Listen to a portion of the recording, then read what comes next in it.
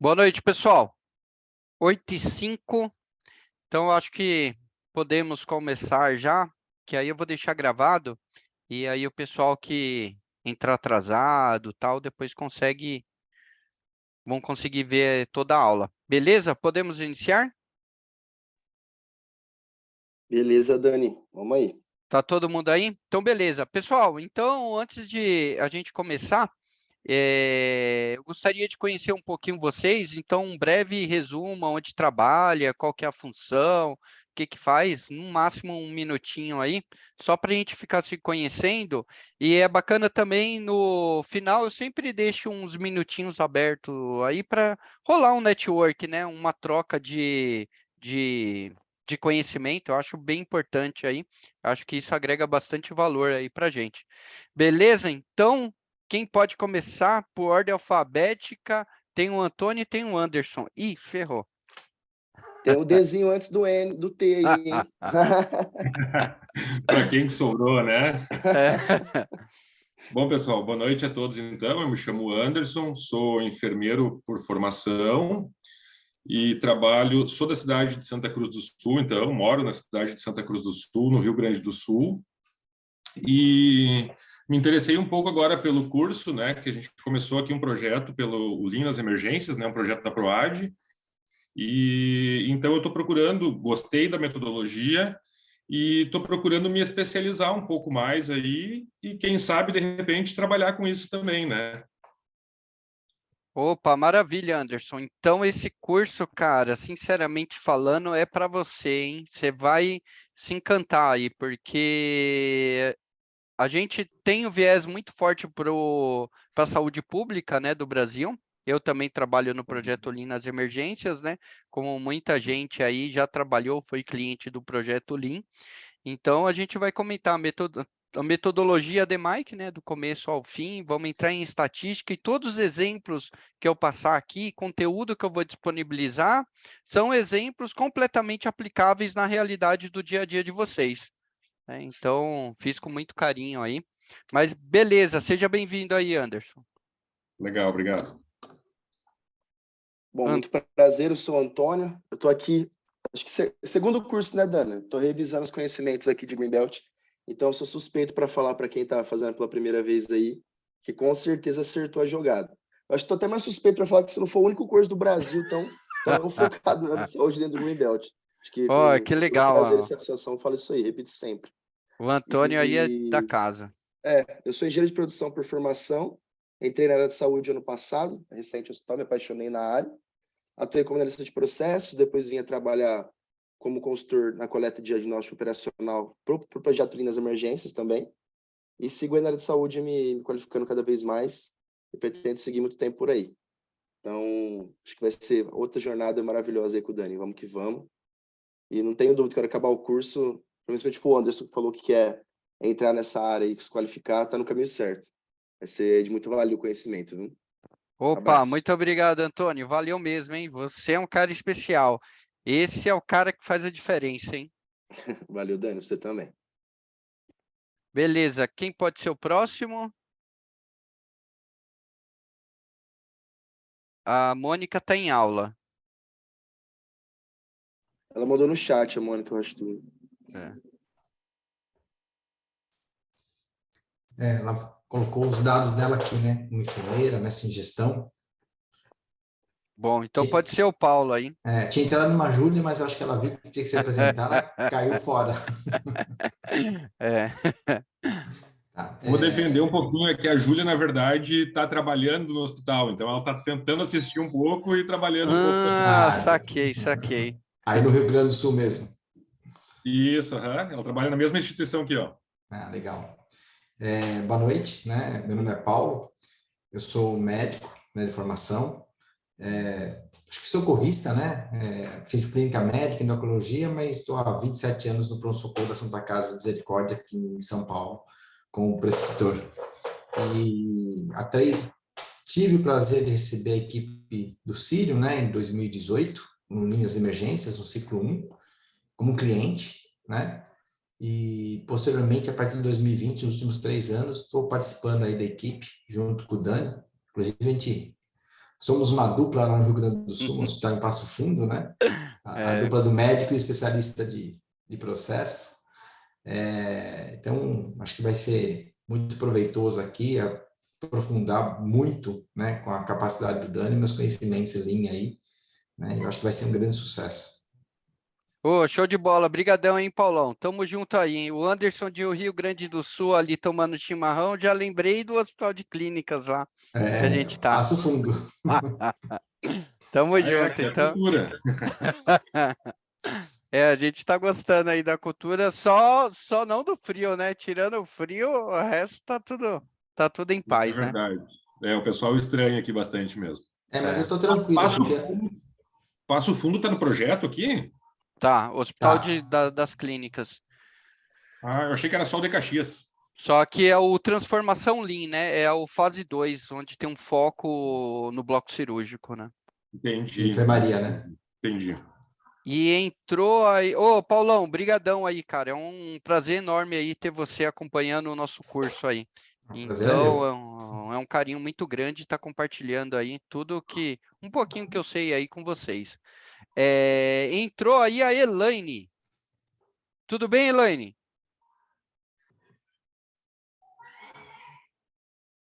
Alô? Elaine? A Elaine, ela é uma especialista em laboratório de anatomia patológica. Ela corta não sei quantas peças por dia, ela destrói tudo, meu. Isso daí é com ela mesmo. Eu falo que é o açougue do laboratório de anatomia patológica.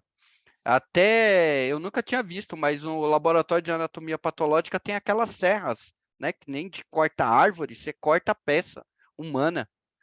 Ela é bruta, hein? Ainda bem que ela tá conectando ainda, não ouviu nada. Mas bacana, pessoal. A gente vai fazer outras rodadas aí para a gente ir se conhecendo e trocando algumas informações, porque eu acho que deixa muito rico, né, essa discussão aí ao longo das aulas. Beleza, pessoal? Então vamos começar que a gente tem muito conteúdo e aí eu vou dando uma prévia aqui para vocês. Tá todo mundo conseguindo ver minha tela, pessoal? O PowerPoint aqui, Masterlin Academy? Sim, Dani. Pô, legal. Então, vamos, todo mundo preparado aí? Vamos embarcar nessa, pessoal? Eita. Vamos embora. Vamos lá. Bora. Round one, fight! Bacana, pessoal. Vamos lá. Então, sejam bem-vindos aí ao curso Green Belt, né? É uma formação Lean Six Sigma. Porém, essa formação é um pouco diferenciada, né? Eu foquei todos os exemplos aqui focado na área da saúde, porque é difícil eu começar a falar de estatística e falar de máquina, de diâmetro, de temperatura, pressão, que não é algo que está no dia a dia de vocês, né? Então, eu procurei personalizar totalmente esse curso para a área da saúde.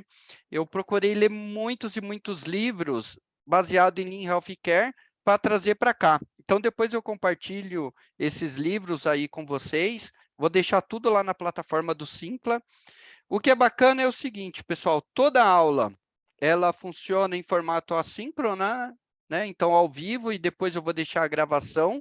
Então, quem não conseguir assistir ou aconteceu alguma coisa, caiu a internet, vai ter a oportunidade aí de assistir depois. Beleza? Então, vamos lá. Qual que é o objetivo dessa formação, né? Green Belt. Então, é uma formação hoje que está tendo uma alta demanda aí no mercado, né? Graças a Deus aí, a gente vem com... Todo mês eu venho fechando turma. Atualmente aqui a Masterlin está acontecendo 2 turmas de Green, né? Uma 7h30 da manhã e a outra 8 horas da noite. Então, qual que é o objetivo, pessoal? É preparar o aluno para reconhecer e analisar oportunidades para o uso da metodologia Six Sigma. É uma metodologia agressiva. Eu que vim da indústria e estou um tempo agora na área da saúde, quando a gente ouviu falar de Six Sigma, ela tinha uma atuação muito forte na parte financeira da organização. Então, quando a gente ouvia falar de projeto Seis Sigmas, era redução de milhões, né? Eram projetos de alto impacto, e a gente chamava esses profissionais de CSI, né? Que eram os cientistas, né? Então, eles descobrem um problema e ali vão analisando correlação, pistas, até descobrir a causa raiz e ratificar ou mitigar aquele problema. Então, antigamente na indústria era chamado de CSI. Meu, ganhava muito bem um profissional que trabalhava com Lean Six Sigma. Então, quem tinha essa certificação tinha um dos salários maiores da organização, porque era o cara que descobria onde estava o problema e aí trazia resultado financeiro para a organização e trazia milhões. Então, você ter uma ideia aí, em 2015, que eu trabalhava com essa metodologia e trabalhava em montadora, o profissional ganhava 25, 23 mil, né? E aí foi popularizando, hoje baixou o piso, né? Porém, essa metodologia está entrando na área da saúde agora e está causando um grande impacto. Vocês podem ver o projeto Lean nas emergências, né? Que está no Brasil inteiro. Então, a ideia é capacitar vocês para enxergarem as oportunidades dentro do hospital, entender os benefícios, que é um método científico, né? Então, aqui, etapa por etapa, como a gente vai identificar o problema, como a gente vai organizar, vou passar toda uma gestão de projetos para vocês. Então, vai ser algo bem estruturado. Então, o Greenbelt, ele já vai ter a capacidade, pessoal, de coordenar projetos. Então, a gente vai falar um pouquinho de planejamento estratégico, um pouquinho da estrutura de projetos, né? Valor agregado, todos os indicadores para gerenciar um bom projeto. E vocês, dentro da organização de vocês, poderão fazer uma coordenação aí de um projeto Seis Sigma. Então, quais são os benefícios, né? São N benefícios, né? Você vai melhorar a competitividade através da redução dos desperdícios. Então, aqui a gente vai ter um foco, como é Lean Six Sigma, são duas metodologias, né? O Lean focado em desperdício, né? Quando a gente fala de desperdício, é paciente aguardando atendimento médico, transporte, superprodução, todos esses desperdícios relacionados ao Lean, né? Que aí eu tiro o desperdício e, consequentemente, aumento minha eficiência. Alcançar a qualidade do serviço, melhorando a eficácia do serviço e reduzindo o custo. A gente vai focar muito em redução de custos, né? Então, essa metodologia ela precisa gerar ganho financeiro. Então, vocês vão ver já no primeiro módulo, né, no Define, que a gente vai construir o Project Chart, que é um documento de abertura do projeto. Você já entrega esse documento para o CEO falando assim, ó, eu vou trazer uma redução de X milhões. Por quanto você vai reduzir? Ah, eu vou precisar de um orçamento de 200 mil. Eu, como CEO da organização, daqui. Deixa eu assinar isso daqui. Você vai me trazer 2 milhões de resultado. Quem é o louco de não assinar, né? Então, aí tem toda uma estrutura para se chegar neste resultado. E aí, o foco do Lean Six Sigma é reduzir a variabilidade dos processos. Então, você vê aí, um tempo médio de permanência de um paciente. Ah, é 8 dias. Mas ele tem uma variabilidade, pode ir de 2 a 14. E aí fica difícil. Como você vai trabalhar com uma previsibilidade de alta se a sua variabilidade na média de permanência é muito alta? Como você vai... Eu estou analisando um diagnóstico de um hospital X e a meta é resolver o problema do PS, do paciente, né, que entra pelo PS até 4 horas. Ou a da alta ou interna. Essa é a meta do hospital. Até 4 horas ele precisa resolver a situação do paciente, ou interna ou da alta. Só que, analisando o relatório lá, tem uma variabilidade muito grande. Tem paciente que demora 25 horas, tem paciente que demora 18, 6. Então, tem uma variabilidade grande no processo. É aí que o Six Sigma atua, né? Então, eu preciso trazer todos esses pacientes até 4 horas, eu preciso ter esse desfecho clínico, né? Ou interno ou da alta. Então, a gente vai focar muito em variabilidade. a gente vamos analisar aqui a aderência dessa metodologia ao planejamento estratégico. Não adianta você querer implementar a metodologia Six Sigma sabendo que não está dentro dos objetivos estratégicos da organização. Ah, Daniel, eu quero aumentar o percentual de pacientes de cirurgias eletivas. Mas o hospital não quer isso, né? Então, é tudo dentro do planejamento estratégico. Então, você vai aderir a essa metodologia. E ela é uma ferramenta excelente, pessoal, para a gente desenvolver talentos, né?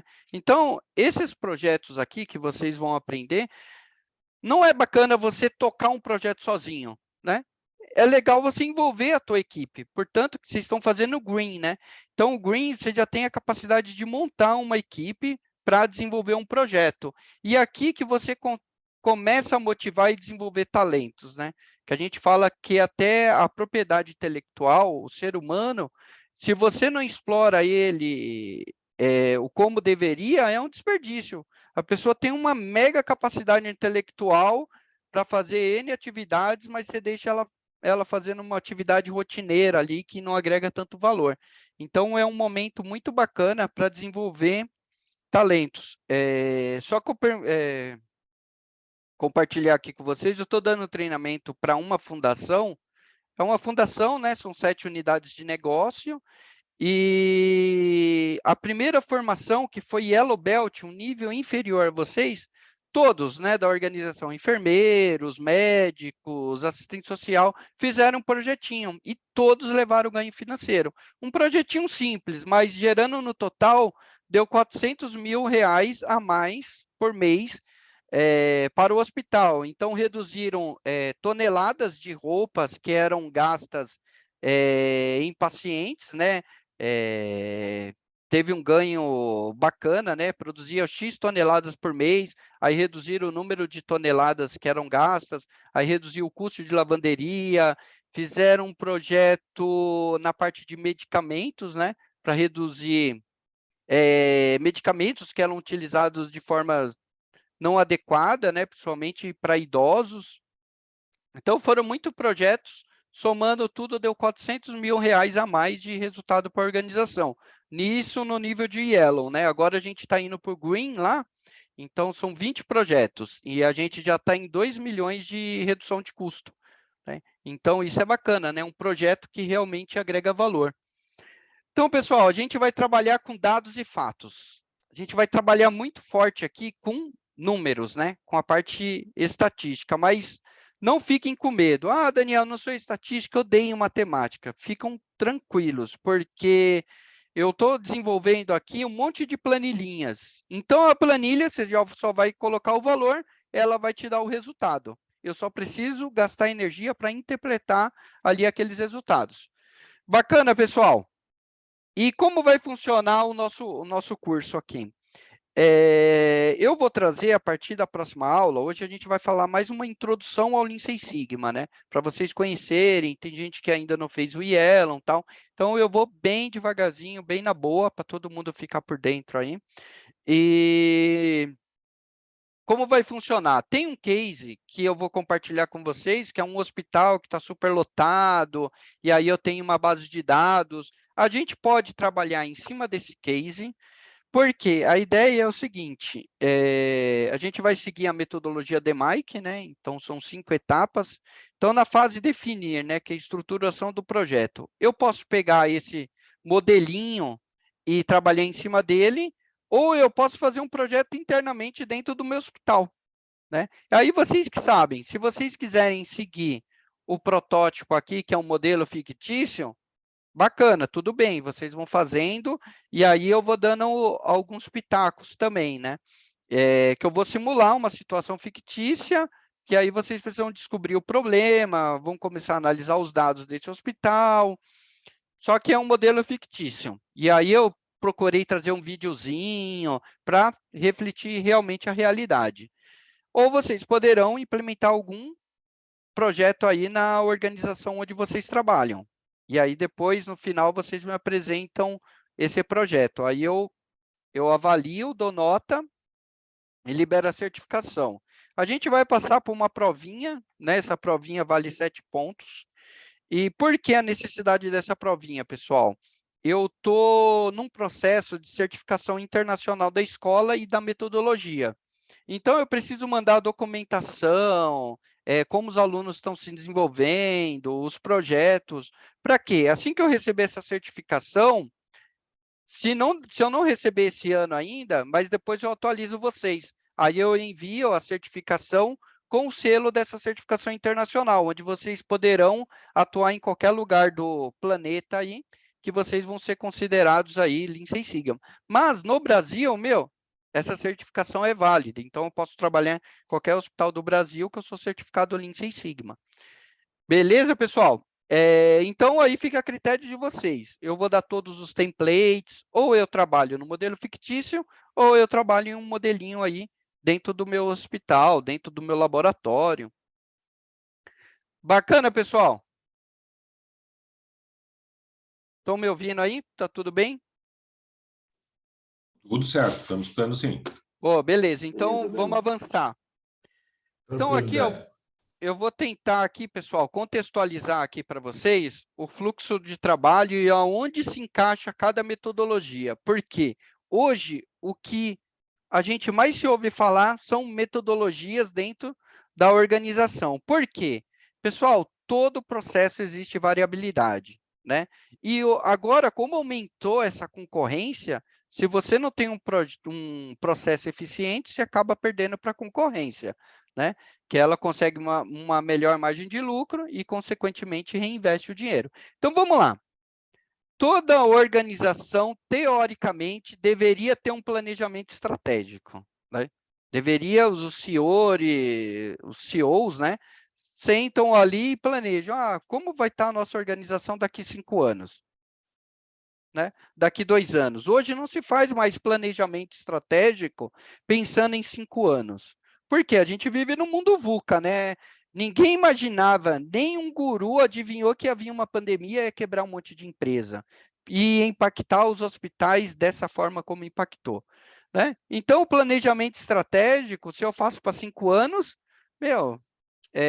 você precisa pivotar, né? Muitos hospitais com planejamento estratégico padrão tiveram que parar tudo para fazer outro planejamento estratégico. Então, normalmente, agora, essas empresas ágeis, elas estão trabalhando com planejamento estratégico de 1 ano. A gente está em 2022, vamos já começar a programar as metas para 2023, né? E aí, pessoal, a gente precisa saber, o estratégico é a alta gestão, né, de diretoria, presidência, acionistas. A parte tática aqui, são as áreas dentro do hospital. Então, enfermagem, laboratório, serviço social, núcleo interno de regulação, o laboratório de imagem. Então, todas as áreas que são essa média gerência é a área tática. Então, eu tenho estratégico, alta gestão, e tática são todas as áreas do hospital, enfermarias, UTI,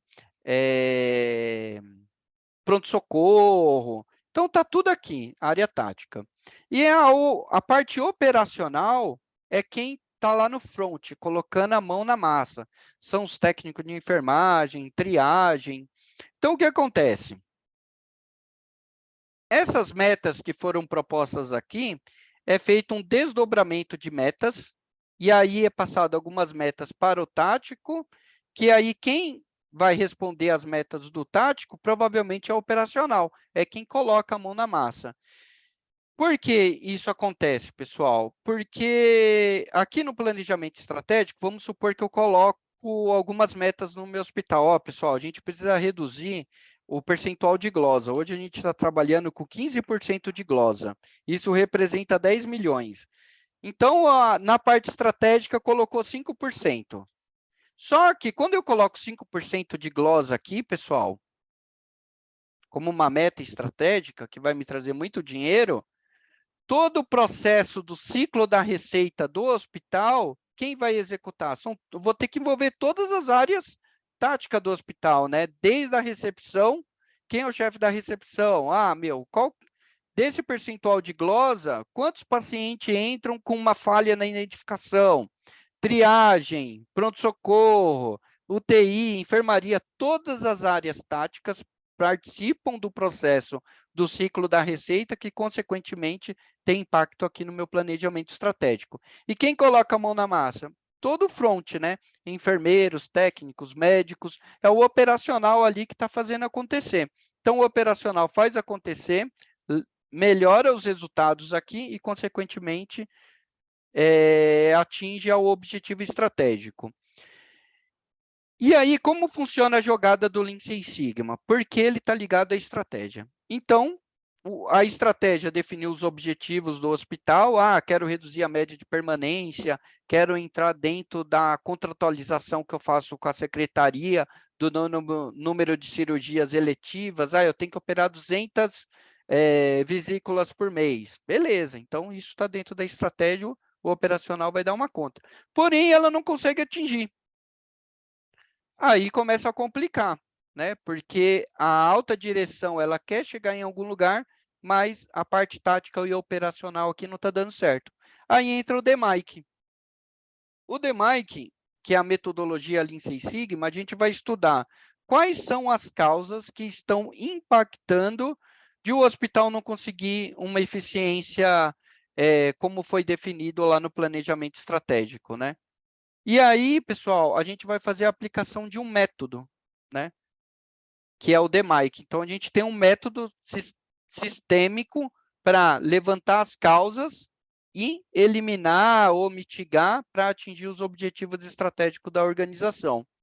E para dar velocidade nisso daqui, entre as metodologias ágeis, né? Que é o feedback constante, é você ir alimentando. Imagina só, o CEO, toda aquela dupla, todo aquele grupo faz uma reunião de planejamento estratégico, define as metas, e aí só no final do ano você leva os resultados. E aí você não atinge nada, né? Então, as metodologias ágeis, elas vêm com o objetivo de retroalimentar. Por quê? Aí vai passando, desses 5%, tem a reunião lá de ciclo da receita, eu consegui 4,5. 4,5 representa quanto em milhões, né? E aí todos os acionistas, né, já estão vendo isso acontecer e passam a investir mais dinheiro, começam a dar credibilidade para a metodologia. Então, pessoal, basicamente é isso. Vou resumir agora em alguns segundos esse slide. Então, o planejamento estratégico, ele levanta as metas, a sua visão de futuro, onde que ele quer chegar. O tático, que são todas as áreas do hospital, essas metas são desdobradas da estratégia para todo o tático e o operacional começa a executar. Para isso, é implementada essa metodologia DMAIC, que identifica todas as causas de todos os problemas e aí começa a atacar. Atacando, a gente precisa retroalimentar o pessoal aqui, né, do estratégico. E assim começa a rodar o nosso PDCA.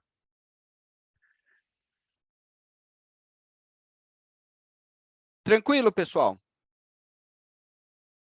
Até aí, tudo bem? Eu estou indo bem na moral aqui para vocês ir pegando a magia da coisa. E tudo isso veio, pessoal, lá da teoria da administração, lá do Peter Drucker. Alguém já fez MBA em gestão, administração de empresa aqui? Tem algum administrador? A Mônica já fez. Então, pessoal, é o seguinte, Peter Drucker é o pai da administração, ele é o papa, é o guru. Ele começou a perceber isso. A gente tem uma tendência de ser muito resolutivo. Como assim? Ele começou a perceber que as pessoas possuem a solução na cabeça. Como assim, Daniel? Elas acham que possuem a solução na cabeça. Por exemplo, esse quarto aqui está desorganizado. Ou o meu pronto-socorro está completamente desorganizado. Eu encontro o hamper em um lugar, eu encontro a amostra biológica jogada aqui, está desorganizado. Aí você fala assim, precisa arrumar esse pronto-socorro, precisa passar um 5S aqui. As enfermarias está tudo bagunçado, né? A gente não tem uma padronização. Aí qual que é a solução para uma desorganização? Organização, né? Então, as pessoas, elas têm uma tendência a já pensar na solução fazendo o contrário. Está desorganizado. Qual que é a solução? Organizar. E aí, o Peter Drucker, junto com o Deming, eles começaram a analisar isso, né? O Deming é o pai da qualidade, começaram a analisar, falou, meu, não faz sentido. Você vê, está desorganizado, a gente foi e organizamos. Mas a gente precisa entender a causa, por que aquilo ficou desorganizado. E a indústria não tinha essa política. Ah, está quebrado, arruma. Está quebrado, arruma. Mas nunca ninguém se perguntou por que quebrou. Né? Um amigo meu japonês estava conversando comigo esses dias e ele falou, Daniel, aqui é engraçado no Japão. A pessoa morre, eles não sossegam enquanto não descobrirem a causa raiz da morte daquela pessoa, né? Então, tem metas lá, né, na Secretaria de Estado, a gente precisa diminuir a quantidade de acidentes de carro, né? Então, eles vão ali, tem todo um projeto Seis Sigma para estudar por que está se acidentando ali, né? Então, isso é bacana. Isso tudo para quê? Para evitar o jump to solution, né? É pular para a solução sem fazer um planejamento. Então, dentro do planejar do PDCA, alguém nunca ouviu falar aqui em PDCA? Todo mundo já ouviu falar? Boa. Então, é o seguinte, Já. pessoal, dentro do planejar, agora eu vou correlacionar a metodologia DMAIC com o PDCA. O PDCA do Deming, que é o pai da qualidade, ele falou assim, ó, pessoal, a gente precisa evitar o jumping to solution, você pular direto para a solução. Você precisa parar, pensar, falar o porquê e tal. Mas mesmo assim, com o PDCA não resolveu. As pessoas ainda tinham uma forte tendência de pular direto para a solução. Ah, Daniel, a taxa de internação do meu pronto-socorro de entrada é 30%. A gente precisa reduzir essa taxa de internação para minha enfermaria ter a capacidade de absorver. Beleza, então fala lá na porta lá que a gente só pode internar até X%, depois fecha. Mas não procurou entender e fazer um planejamento, né? Então, o PDCA, ele colocou só planejar. Aí o DMAIC viu que não estava dando, que só o PDCA não estava dando certo e falou assim, meu, vamos quebrar mais? Esse planejar a gente vai quebrar em definir, medir e analisar. O que é isso? Primeiro, vamos definir um problema. Será que realmente é um problema? A pessoa chega e fala assim, ah, Daniel, hoje eu subi um paciente para a enfermaria e ele morreu. Putz, mas isso aconteceu uma vez por ano, foi o primeiro paciente. Aí alguém chega lá e fala assim, ah, meu, não, direto, estou subindo paciente aí para a enfermaria, está morrendo tudo. Pô, por isso que é importante a fase do medir, porque às vezes você está levando um problema e ele está acontecendo de uma forma muito esporádica. Ou seja, aconteceu, teve uma intercorrência lá, então por isso que é importante medir. Então o DMAI que vem aqui, ó, você vai definir qual que é o problema. E aí eu vou medir quantas vezes isso ocorre. E aí eu vou analisar quais são as causas deste problema, né? Quais são as causas raízes. Então, dentro do planejado PDCA, o DMAIC chegou e falou, a gente vai estruturar o problema, a gente vai medir e a gente vai identificar as causas raízes. Tudo isso está dentro do planejar, para evitar que você vá direto para a solução. E aí depois chegou o do, né, de fazer do PDCA e aqui do DMAIC melhorar, que é a hora que eu identifiquei as causas raízes aqui, começo a implementar os planos de ação, né? É impossível você querer uma mudança sem executar uma ação, sem fazer uma mudança, né? E aí eu tenho o C, né? Na verdade, desculpa aqui, pessoal, teve um erro de... Aqui é checar, né? Depois que eu faço, eu preciso checar para ver o resultado, né? O check. E depois eu preciso agir, né? Conforme o resultado. Então, aqui eu tenho, no DMAIC, eu tenho a fase de controlar, que aí depois eu defino o indicador, onde eu vou monitorando aí mensalmente. E aí eu tenho o ciclo DMAIC, né? Estrutura o problema, meço o tamanho daquele problema, identifica as causas raízes, proponho planos de ação para começar a melhorar e depois eu só vou controlando aquele processo. Tudo isso é o PDCA, né? Planejar, fazer, checar e agir. Então, você vai rodando o PDCA. Tudo isso para evitar o Jump Solution. Isso daqui foi elaborado pelo Jamie, né? E depois Jack Welch, aí, que foi um grande CEO da GE, ele implementou o Lean Six Sigma e fez a Motorola sair da época lá das ruínas, né? Estava com uma crise financeira. E aí, pessoal, tudo isso porque eles começaram a perceber, Peter Drucker principalmente, que, principalmente o Brasil, né? A gente não tem uma cultura de fazer planejamento. A gente, precisa fazer, vamos fazer com o carro andando, né? A gente não para pensar. E esse gráfico aqui é bem interessante, ó. Aqui, ó, eu estou falando do tempo em planejamento. Eu gastei bem pouco tempo em planejamento, tá vendo aqui, ó? Só que aí, como eu gastei pouco tempo em planejamento, a etapa da minha execução vai ser bem maior, né? O do de fazer. Vou começar a ter mais atividades. E aí, depois eu vou ter mais atividades de check, né? De checar e mais de analisar. Então, ó, você vê o total de horas que eu gasto aqui, ó, horas de trabalho, isso sem fazer um planejamento. Aí o que acontece? Vou gastar mais tempo planejando. A gente identificamos um problema, vamos gastar tempo aí planejando, ver o que realmente está acontecendo, medindo, analisando. Então, ó, eu gasto muito mais tempo planejando. Aí o que acontece com as outras etapas? Diminui. E aí, se eu comparo um PDCA com pouco tempo de planejamento, olha o tanto de horas de trabalho que eu tenho, né? Diferentemente se eu gasto mais tempo planejando, né? Olha o tempo aqui, ó, comparado, né? Então, eu tenho esse tempo com PDCA fazendo a coisa certa, maior tempo em planejamento. Deixa eu apagar aqui que eu acabei escolhendo. Maior tempo em planejamento, menor tempo na conclusão dos trabalhos. Menor tempo em planejamento, aqui, ó, só um pouquinho planejando, eu acabo fazendo mais coisas. Por quê? Quando você planeja pouco, você acaba encontrando um monte de surpresas aí, né? Então, é bacana. Pessoal, vamos parar para pensar, vamos começar a analisar esses dados. Então, tudo isso, pessoal, é para a gente focar no planejamento, né? E aí, se você comparar aqui, voltar alguns slides, aqui, ó. Ó, tem 3 etapas no planejamento aqui.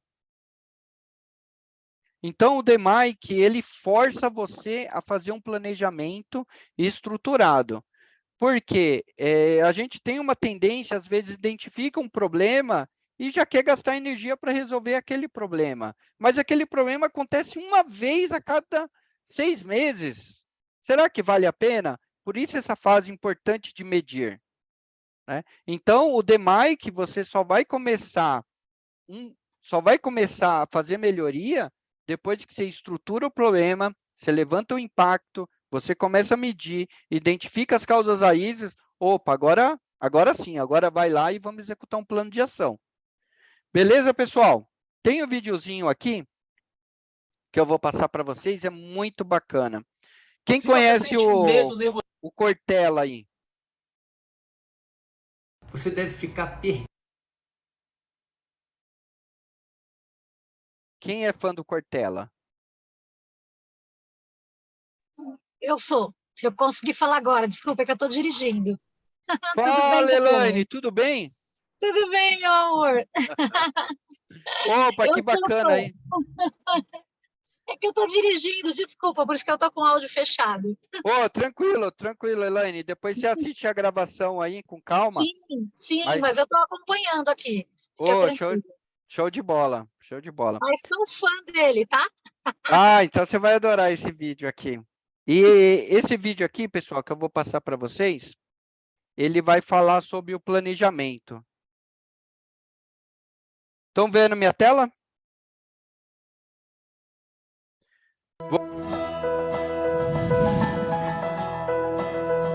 Estão ouvindo o áudio? Sim, tudo certo. Sim. Toda pessoa que quer ir a algum lugar precisa saber onde quer ir. Parece óbvio, mas isso exige, claro, a possibilidade de enxergar qual é teu objetivo, qual é teu foco, qual é teu horizonte. Nessa hora, o planejamento é necessário, a programação é necessária. Aquilo que a gente chama, antes de qualquer coisa, de algo que você projeta. Né? A noção de projetar, né, no latim, significa lançar adiante, jetar, jogar, né? Fazer com que vá para adiante. Por isso, eu preciso, desde agora, planejar o que desejo, de maneira a ordenar, organizar a minha sorte e poder, sabendo onde vou, quando a circunstância, a ocasião se apresenta, como é o caso daquilo que a gente chama de sorte, né? Essa sorte possa ser capturada, possa ser aproveitada, possa ser até domada naquilo que é a nossa necessidade. No entanto, todo planejamento, ele significa que eu vou fazer escolhas. Escolhas de rotas, escolhas de trilhas, escolhas de meios, mas toda escolha é uma abdicação. Todas as vezes que eu algo escolho, eu estou deixando de lado outras coisas. Pode ser que quando eu faço uma escolha, eu preciso ter nitidez de que essa escolha me obrigará a deixar outras coisas de lado, que eu posso até, num outro momento, ir buscar. Exemplo, quando alguém está se preparando para construir um trabalho, escrever um livro, desenvolver um projeto, ter um descendente, uma criança, ela tem que suspender outras coisas da vida dela à volta para que ela possa colocar a energia exatamente naquela direção. Nessa hora, toda escolha resulta, assim como eu dizia, numa escolha daquilo que não ficará e daquilo, evidentemente, que ficará. Nessa hora é preciso critério. Critério. Os gregos usavam uma expressão que eu gosto muito, que é a palavra criterion, significa separar, escolher o que serve daquilo que não serve. Aliás, na origem até era uma palavra que vinha da agricultura, servia como uma peneira, que serve para você separar o joio do trigo, o feijão da pedra, o arroz da palha, né? E é interessante porque criterion, ele vem a partir do seu objetivo. Eu só vou usar critério se eu tiver clareza do que eu desejo ter, fazer e chegar. Por isso, planejamento não é algo que encarcera. Há uma frase antiga dos romanos que diz que um plano que não pode ser mudado não presta. Afinal de contas, um plano tem que ser algo flexível. Não pode ser volúvel. Bateu o vento, ele muda. Mas tem que ser flexibilidade. E claro, às vezes a gente volta atrás naquilo que pensa. E como disse um dia Machado de Assis, nem sempre recuar é fugir. Por isso, um planejamento não é um encarceramento. É só uma projeção daquilo que eu vou buscar. Meu, ele falou tudo nesse vídeo. Se a gente parar aqui, dá para a gente ficar comentando ele umas 2 horas, porque ele falou da parte de flexibilidade, né? Você faz um plano, você obrigatoriamente não precisa seguir à risca aquele plano. Você começou aquele plano, viu que não está dando certo, você pode pivotar. Tá aí as startups, né? As startups, hoje elas desenvolvem um MVP, né? Um modelo mínimo viável para o cliente começar a utilizar. O cliente está gostando, ele vai sugerindo outras coisas, eu vou acrescentando mais, né? E para todo o planejamento que você faz, você fez uma escolha. E aquela escolha que você fez, você deixou de fazer outra coisa, né? A gente chama de trade-off, né? É impossível eu querer fazer tudo e obter ganho em tudo. Eu vou ter um prejuízo, mas esse prejuízo, né, ou isso que vai acontecer no seu processo é aceitável, né? Não vai me impactar? Então, é o que a gente chama de trade-off, né? Eu quero aumentar o número de cirurgias eletivas no meu hospital. Beleza, eu quero aumentar o número de cirurgias eletivas. Eu aumentando o número de cirurgias eletivas, cirurgias programadas, eu deixo de ofertar vagas para o meu pronto-socorro. Meu pronto-socorro está lá, eu estou convertendo o paciente, só que aí eles não sobem. Por que não sobem? Porque eu estou, 80% dos meus leitos aqui, eu estou disponibilizando para cirurgias eletivas. Consequentemente, eu vou ficar com o paciente lá no corredor. Isso é bacana? É aceitável? Então, todo planejamento, toda escolha, existe um trade-off, né? O que a gente vai ficar trabalhando aqui, pessoal, é manter um equilíbrio e atingir os objetivos estratégicos, né? Isso tudo com planilhas, a parte de modelagem matemática aqui, que vai ser bem bacana. Maravilha, pessoal! Então, vou compartilhar aqui minha tela novamente com vocês. Tá todo mundo vendo minha tela aí? Então, beleza, pessoal. Então, vou apresentar aí para vocês a metodologia DMAIC. Então, primeiramente, a gente vai definir o problema, vamos estruturar esse problema. Então, a partir da próxima aula, a gente já vai atacar detalhadamente todo esse módulo aqui do definir. Depois, a gente vai pegar a parte de medir. Vamos medir o tamanho desse problema, o quanto realmente ele está impactando a nossa organização. Depois, eu vou começar a analisar. E aqui vocês vão aprender um monte de técnicas que é analisar a causa raiz através de números, fatos, né? Então, às vezes a gente se encontra pessoas dentro do hospital e você começa a falar, tô com um paciente aguardando internação, ela já tem a solução, né? Mas será que estatisticamente está correto? Será que não existe outras variáveis que ela está deixando de apurar? Então, a partir de analisar aqui. Depois, analisei, vi o tamanho do problema, avaliei o seu impacto, descobri as causas raízes, chegou a hora de melhorar, né? E aí eu começo a executar plano de ação e depois controlar. Então, resumindo aqui, na parte define, né, que é o definir, a definição e escopo do projeto, aqui a coleta de dados, aqui a parte de analyze, né, analisar as causas raízes, a parte de improve, melhorar, que vai ser a execução de planos de ações, e controlar. E é muito lógico isso, né? O DMAIC, ele traz um caminho muito lógico e muito parecido com o PDCA. Portanto, que dentro do PDCA tem um DMAIC, só que um pouco mais detalhado. E aí, pessoal, não fica por aí. Nesse módulo definir, que é o define, o primeiro módulo, o que a gente vai aprender? Vamos certificar se o projeto é crítico para o objetivo estratégico, vamos definir equipe, escopo, prazo do projeto, vamos registrar o projeto, vamos mapear os processos e calcular o saving. Saving, pessoal, é o resultado, é o potencial que aquele projeto pode entregar para a organização. A gente vai seguir todos esses passos aqui. Depois, vamos fazer o medir, né? Aquele problema que eu selecionei, por exemplo, superlotação no pronto-socorro. Então, eu vou começar a medir. Então, vou fazer um plano de coleta de dados. Às vezes, o seu hospital não tem todos os dados no sistema. E aí, eu vou pegar uma amostragem. Eu vou pegar 50 prontuários e vou começar a medir lá o tempo. Ou medir alguma informação que eu quero. Mas será que essa informação é significativa? Será que não tem um paciente lá? Eu tive o azar de pegar eu fui pegar uma amostra de 10 prontuários e 5 eram idosos, hipertenso, crônico, todo ferrado. Aí eu pego a média de permanência. Nossa, a média de permanência desse hospital é 20 dias. Mas eu tive a infelicidade de pegar pacientes mais críticos, né?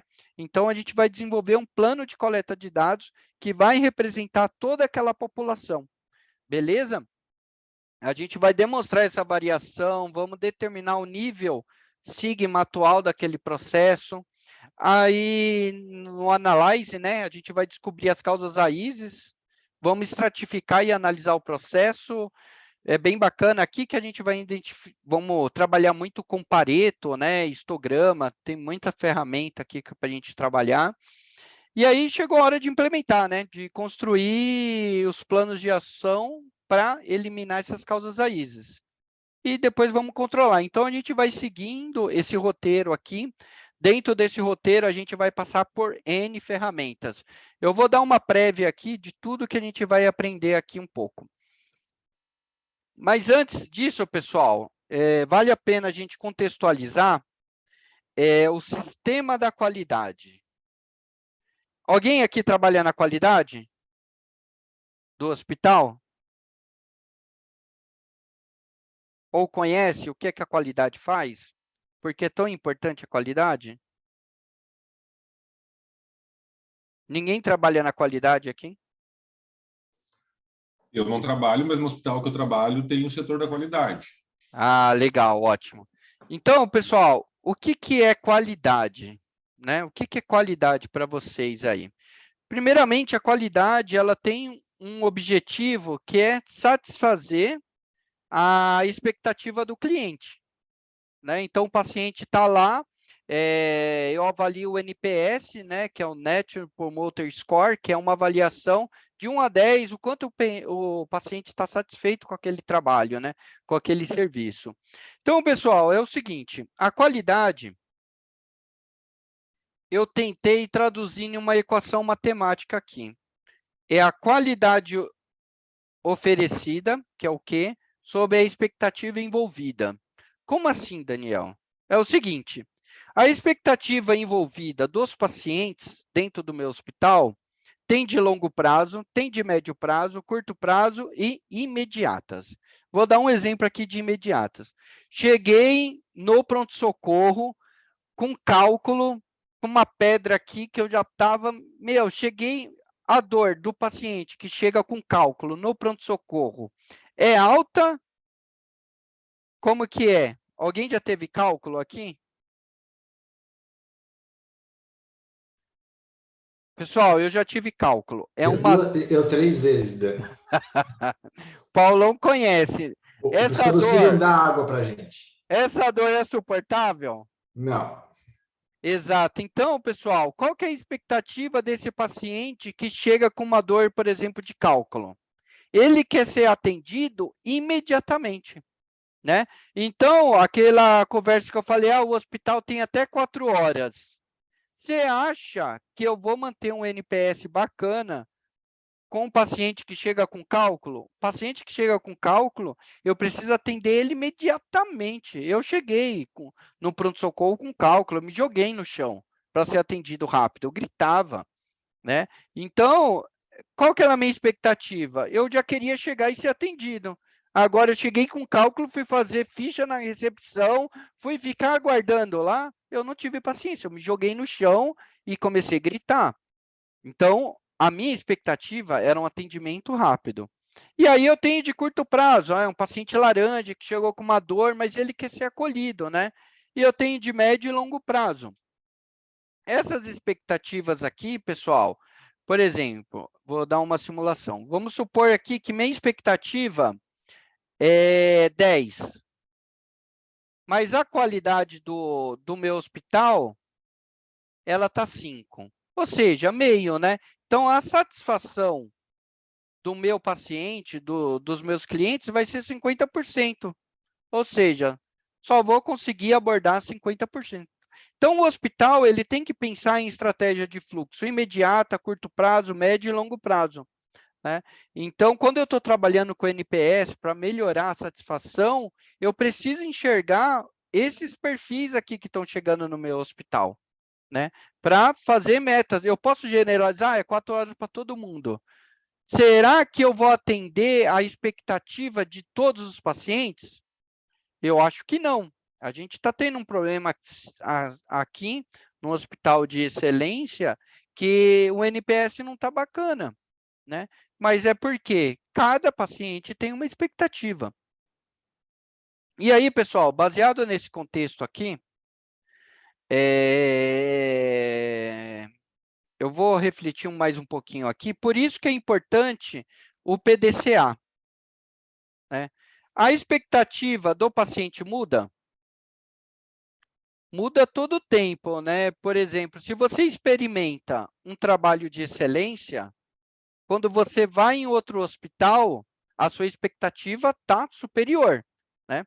Você vai lá, você está acostumado a comer uma picanha mal passada, com boi de Angus, qualidade lá em cima. Aí você vai em outro churrasquinho, um miolo de acém. A sua expectativa está lá em cima, você quer uma carne na mesma qualidade, né? E aí, pessoal, o que acontece? A expectativa dos pacientes, dos clientes, não mudam. A tendência é só aumentar, né? Só que aí a qualidade, ela tem que se adequar, né? Por exemplo, a qualidade ficou 5. Adquirimos zona 3, ponto. Beleza, vamos ficar no zona 3. E aí o paciente está experimentando o hospital que está com Qmento, com JCI, com etc e tal, todas as certificações. A qualidade desse hospital, esse paciente que passou por um hospital, que passou por JCI, Qmento, hospital de excelência, a expectativa dele está lá em cima e a qualidade se estabilizou, né? E aí o que acontece? A satisfação começa a cair. Então, eu tentei aí simplificar em uma equação matemática como que funciona o objetivo do PDCA. Por isso que sempre eu tenho que ficar rodando o meu PDCA, né? Porque a expectativa dos meus pacientes não param de crescer. Ele experimenta um serviço novo, ele quer um atendimento diferenciado. E se a qualidade parar... Então, pessoal, um conselho que eu costumo compartilhar aí com os amigos é o seguinte: nunca fala que a gente, beleza, a gente adquiriu o ANA 3, JCI, somos os melhores. Estamos em um momento bom, né? Porque essa variável aqui, que é a expectativa envolvida, não para. Então, quando você fala que você é o the best, é o melhor, você para de procurar melhoria contínua e aí você acaba perdendo, porque a expectativa do cliente sobe. Então, estamos em um momento bom na organização, mas não somos os melhores ainda. Tem muita coisa para melhorar, porque a expectativa aqui não para, né? Vai subir. A gente vê aí o DASA crescendo exponencialmente, os hospitais trabalhando com cirurgia robótica. Ah, beleza, eu vou parar no tempo? Eu não posso parar, né? Eu tenho que ficar trabalhando sempre com eficiência. Então, hoje, pessoal, é uma obrigação toda organização ter um escritório de eficiência operacional. Por quê? Precisa ficar rodando esse PDCA ao ponto de minha qualidade ficar 10 e a expectativa do meu cliente ficar 10. Né? E aí eu tenho expectativas imediatas, curto prazo, médio prazo e longo prazo. Entenderam que aí eu consegui amarrar tudo. O PDCA, a importância do PDCA, né? A satisfação do cliente, que aí eu falo de qualidade, né? Que é a qualidade oferecida sob a expectativa envolvida. Então, se a qualidade oferecida é 10 e a expectativa envolvida é 10, beleza, a satisfação vai ficar 100%. E é isso que eu quero. E aí, pessoal, para tudo isso acontecer, teoricamente é fácil, né? Então, olhando essa figura aqui, ó. Aqui, vamos imaginar o seguinte. Entram comigo nessa viagem aqui, ó. Aqui é um problema. Tá vendo? Uma pessoa aqui, ó, ela conseguiu vencer o problema. Ela enxergou o problema e pulou, né? Conseguiu. E olha esse cara aqui. Como que ele tá? Estão olhando aqui como ele... Tá vendo? Ele tá de cabeça baixa aqui, ó. Ele tá assim. Nossa, olha o tamanho deste problema, pessoal. Tá doido, cara. Tem 150 pacientes aqui aguardando internação nesse pronto-socorro. Essa enfermaria não gira. Que loucura, meu.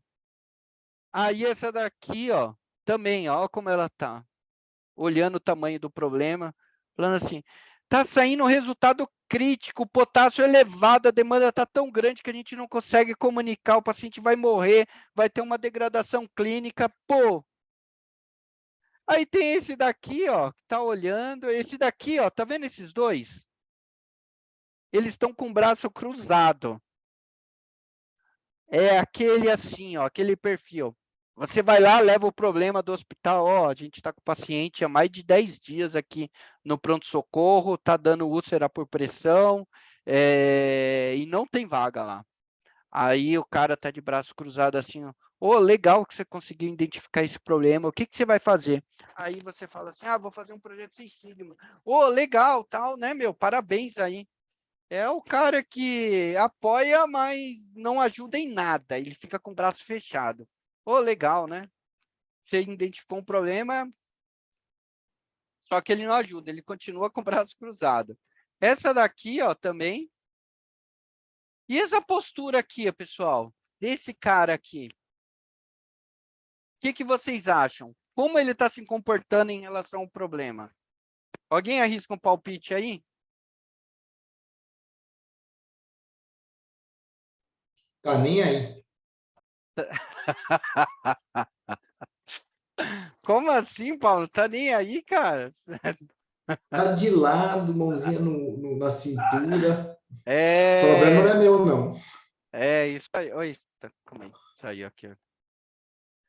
É isso aí, o Paulão, eu acho que tá certo, ó. Tá com mão na cintura aqui, ó, meu. E esse cara tá assim, ó. De pés descalços, com você meu mundo andava de pernas pro ar, sempre armada. Segui seus passos, atei seus braços pra você não me abandonar. Não nem lembro seu nome, seu telefone, eu fiz questão de apagar. Quem conhece essa música aí? Aceitei os meus erros, me reinventei e virei. Conheço não. Agora eu tô em outra. Tô nem aí, tô nem aí. Tá nem aí esse cara aí. Ele não tá nem aí, meu. Infelizmente é assim, pessoal, na organização. Tem problema aí, mas ninguém tá nem aí, meu. Você vem me falar dos seus problemas, eu não quero ouvir não, cara. Se vira, meu, faz essa parte aí. Infelizmente, pessoal, o projeto Seis Sigma, às vezes o pessoal vem me procurar, não estou conseguindo resultado, tal, né? E aí você vai fazer uma reunião, conhecer um pouquinho a equipe, a liderança, só que a liderança não está nem aí. E aí está o front, toda a enfermagem lá, os médicos querendo fazer o negócio acontecer, mas a liderança não quer, não está nem aí. Ele está vendo o corredor lotado, paciente aguardando internação mais de 10 dias, está vendo o caos, mas ele não está nem aí. Né? Aí, como a gente vai conseguir uma melhoria, né? Então, o projeto Seis Sigma, pessoal, eu procuro trazer a realidade aqui, né? Então, a gente vai encontrar todo tipo de pessoa dentro da condução de um projeto, né? Os que batem palma e não ajudam, que ficam de braços cruzados, os que só ficam olhando o tamanho do problema, e tem um que olha e realmente vai para frente, vai para cima e pula, né? Esse degrau. Então, é muito importante isso. Então, aqui, pessoal, o que a gente vai começar a estudar agora? O CTQ, né, que é o Critical to Quality, são os fatores críticos de qualidade, ou seja, que satisfazem as necessidades do cliente ou dos pacientes e da organização. Então, como funciona, pessoal? Vai funcionar da seguinte forma. Olha que bacana como a gente vai trabalhar no Seis Sigma. Então, primeiramente, como eu falei, a gente vai trabalhar no define, né? Que é o definir, estruturar o problema. Então, essa é a primeira etapa. Nessa primeira etapa, eu vou levantar o problema. Levantei o problema, ele fica, que a gente chama de variável resposta. Vamos chutar aqui, pessoal, pacientes aguardando internação no PS. É os pacientes em boarding, certo? Eu vou colocar aqui corredor. Então, aqui, ó, eu tenho paciente no corredor, certo? Esse é um problema. O paciente entra pelo pronto-socorro, ele precisa ser estabilizado. Se eu vou internar ele, o lugar correto que ele deveria ficar, ela numa enfermaria ou numa UTI ou num bloco cirúrgico, não internado lá no PS. Beleza. Então, identifiquei esse problema e aí eu tenho uma variabilidade aqui, ó, gigante, que eu tenho de 100 pacientes, 105 pacientes no corredor aguardando internação, e aqui na metade vai ficar uns 53, mais ou menos aqui. E aqui, festa de final do ano, Natal e Ano Novo está vazio. É o único dia que fica vazio o pronto-socorro. Mas, em geral, eu estou com 53 pacientes lá e quando está explodindo o plantão, 105 pacientes. E aí, como o Seis Sigma vai trabalhar, pessoal? Eu vou estudar a voz do meu cliente, né? Dentro do meu planejamento estratégico, dentro das minhas metas, eu quero eliminar esse corredor aqui, né? Isso é a voz do consumidor, do meu cliente. E o paciente não quer ficar internado dentro de um PS. Então, beleza, essa é a minha variável resposta. E aí eu vou ter um monte de fatores, né? E quais são esses fatores? Paciente crônico descompensado. Está aqui. Putz, paciente crônico descompensado, por que descompensou? Porque a rede da saúde não deu uma assistência necessária. Porque um paciente crônico, ele já vem sentindo aquela dor há muito tempo, porque ele não foi trabalhado ambulatorialmente, né? Porque ele está no PS, isso é um fator. Paciente crônico descompensado. Paciente idoso. Vaga zero. Enfermaria, UTI, não sei o quê, enfermagem. Pessoal, vai ter N fatores aqui que a gente vai trabalhar, né? Todos esses fatores aqui, eles têm um percentual de peso em pacientes do corredor. Então, tudo isso daqui, ó, são parâmetros influenciadores dessa minha variável resposta. Então, o 6 sigma é muito bacana, porque a gente vai começar a estudar paciente crônico descompensado, o quanto ele está impactando nessa quantidade de pacientes no corredor, né? E aí, pessoal, eu vou começar a atacar todos esses parâmetros que a gente vai levantar. E dentro desses parâmetros, a gente vai analisar a causa raiz, né? E aí, ó, tá vendo que eu vou afunilando isso? Eu vou identificando as causas raízes, os fatores críticos de influência, e aí eu tenho uma redução dessa variabilidade. Então, antigamente, eu tinha de 0 a 105 pacientes, aí eu passei de 0 a 10. Por que, Daniel, consegui essa redução? Né? Então, aqui eu vou começar a medir esses fatores, né? Depois eu vou começar a analisar a causa raiz de cada fator, vou implementar um plano de ação para cada fator, depois eu vou controlar. E aí eu reduzi. Nossa, de 53 pacientes na média, você foi para 5 pacientes. Né? O que eu fiz? Eu ataquei todos os fatores de influência aqui. E aqui, no 6 Sigma, a gente vai dar subsídio para vocês. Ou seja, ferramentas estatísticas para a gente deixar isso de uma forma muito sistêmica e organizada. Né? Então, é uma metodologia muito poderosa, porque ela não sai dando tiro à toa. Né? A gente vai estudar tudo isso. Bacana, pessoal. Conseguiram entender esse funil? Então, aqui é um resumão do 6 Sigma. Bacana? Tudo bem aí, Paulão? Anderson, Mônica? Tranquilo, Dani. Legal. Show de bola. Agora, maravilha, pessoal. Aí, aqui eu vou dar um exemplo. Eu sei que vocês estão com fome, né? Trazer um pãozinho desse crocante. Nossa, quem não jantou ainda aí? Estou matando vocês, né? Vamos lá, pessoal. Qual que é as necessidades do meu cliente? Eu quero um pãozinho crocante, pelo menos eu gosto de um pãozinho crocante e quentinho. Eu marco o horário aqui na padaria, 5h30, sai pãozinho quentinho. E aí, como é uma padaria aqui perto de casa, às vezes tem um atraso, né? E eu tô lá, 5h30 em ponto, né? E aí, às vezes, ela me manda mensagem, fala, ó, o seu pãozinho vai atrasar um pouquinho. Por quê? Eu só quero pão crocante e quentinho. Só que é o seguinte, para eu ter um pão crocante e quentinho, quais são os fatores? É isso que a gente vai começar a estudar, pessoal. Por exemplo, eu preciso ter um tempo de forno padrão, temperatura do forno, tempo na estufa, quantidade de fermento, tempo de batimento. Esses são os fatores que deixam o meu pão crocante. Porém, cada fator eu tenho uma especificação. A temperatura do forno, o tempo do forno tem que ficar 25 minutos. A temperatura do forno tem que ficar de 180 a 185. O tempo na estufa, 8 horas. Quantidade de fermento. Estão vendo aqui, pessoal? Essa era a minha necessidade. Eu quero um pão crocante. Para eu ter um pão crocante, eu preciso de todos esses fatores. E para cada fator, eu tenho uma especificação. É isso que a gente vai começar a fazer.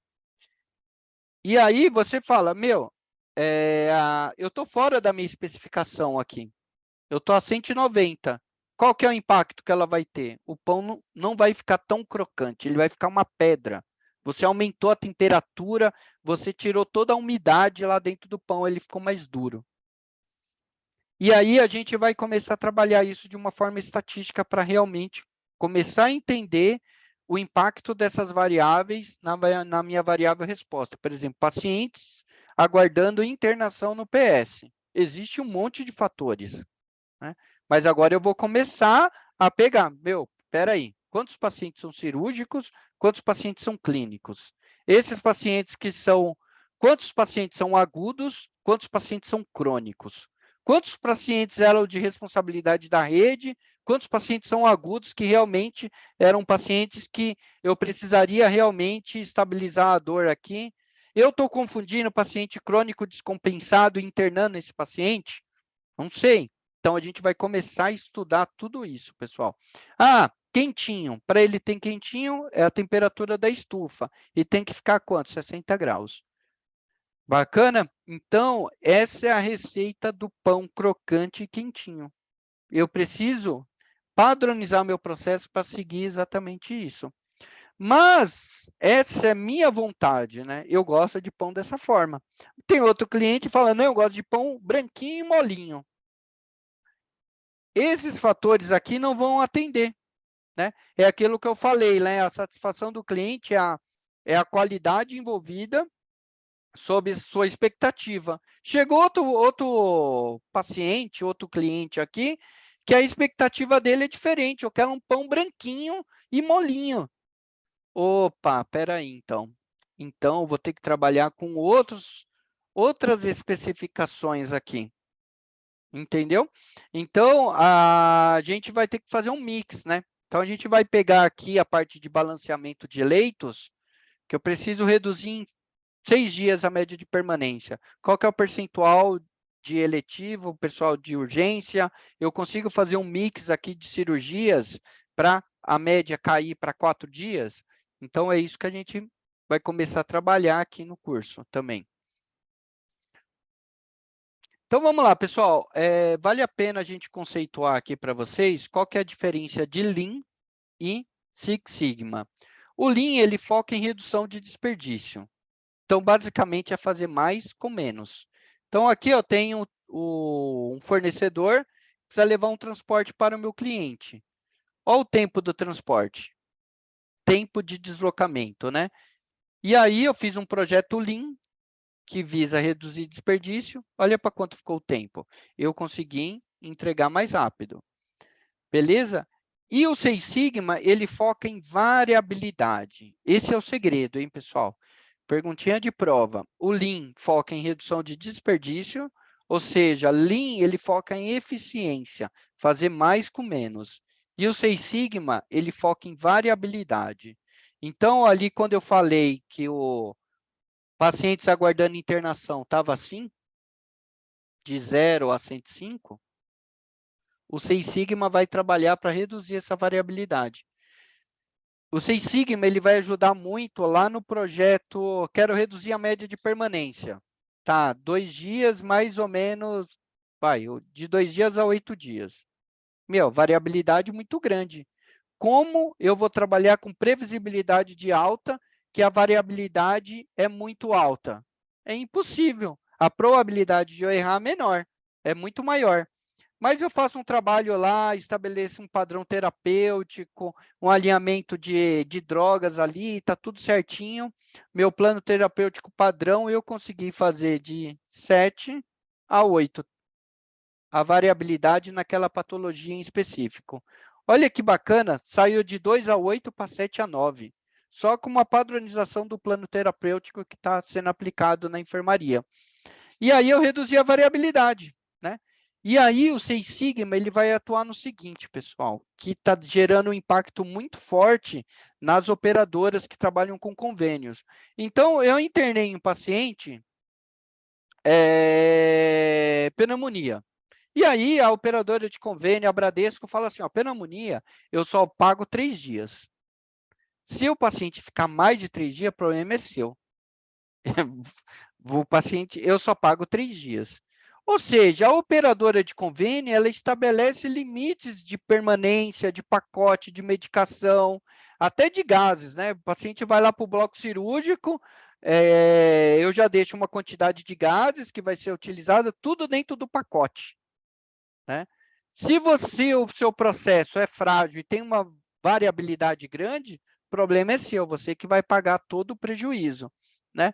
E aí sim, porque com pacientes do privado eu consigo trabalhar com uma previsibilidade de alta mais assertiva, porque eu não tenho tanta variabilidade na média de permanência, nem nos procedimentos. Já quando a gente se fala de público, não. Né? A gente não estabelece esse padrão. Até existe, né? Existe uma contratualização que ela fala assim, ó, eu pago 3 dias para pneumonia, eu pago 1 dia para cirurgia de vesícula, só que a gente não é condicionado a realmente entregar o que o SUS está pagando, né? Já no privado é diferente, então a gente precisa reduzir isso. E aí, pessoal, por exemplo, o convênio vem aqui e fala assim, ó, a meta aqui, Daniel, é 8 dias, cirurgia cardíaca. E aqui, 6 dias. Aí, ó, esse é meu processo aqui, ó, atual, antes, né? Tá vendo, ó? A variabilidade muito grande. E aí, depois eu fiz um projeto 6 Sigma. Olha como ficou. A probabilidade desse daqui sair e eu ser glosado é maior.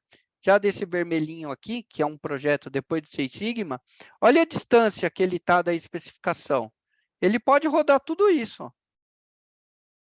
Entenderam? Então, o 6 Sigma trabalha com variabilidade e o Lean trabalha com eficiência. Bacana, pessoal? Tá tranquilo aí?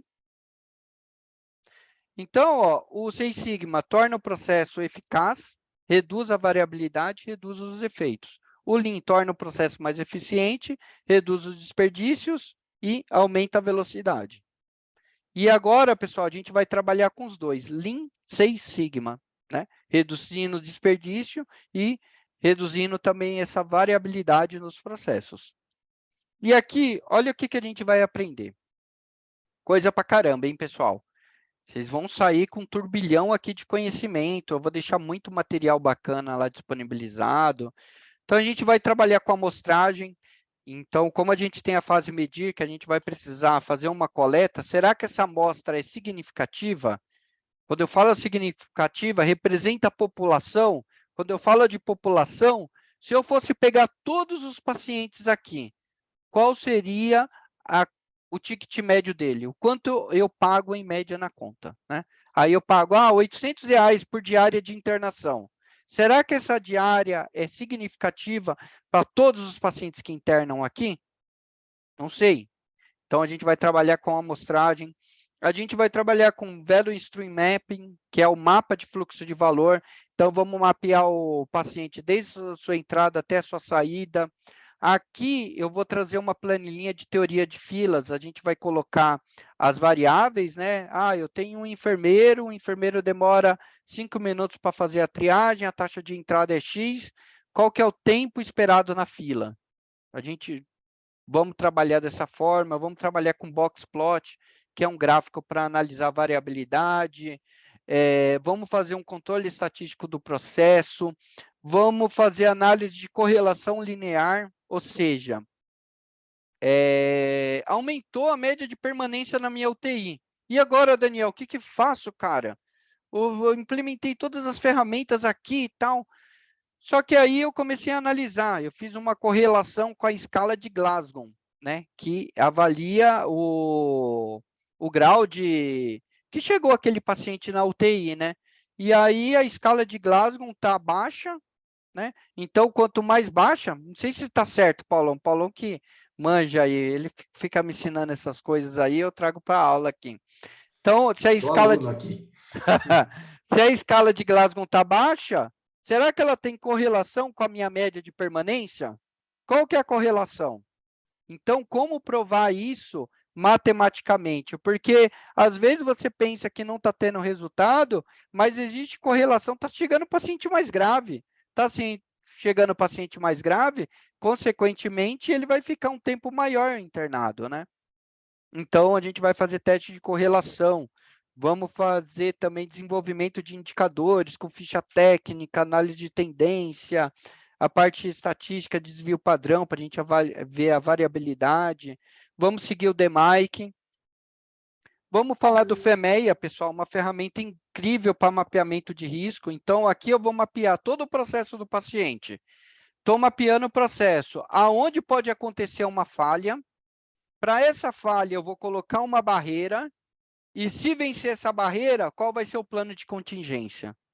Essa ferramenta chamada FEMEA, ela faz um estouro na área da saúde. Por quê, pessoal? Mapeei meu processo, identifiquei todas as falhas. Para cada falha, eu coloquei uma barreira. E se pular a barreira, qual que é o plano de contingência? Isso é gestão, isso é processos. Eu preciso de custo para fazer isso? Não.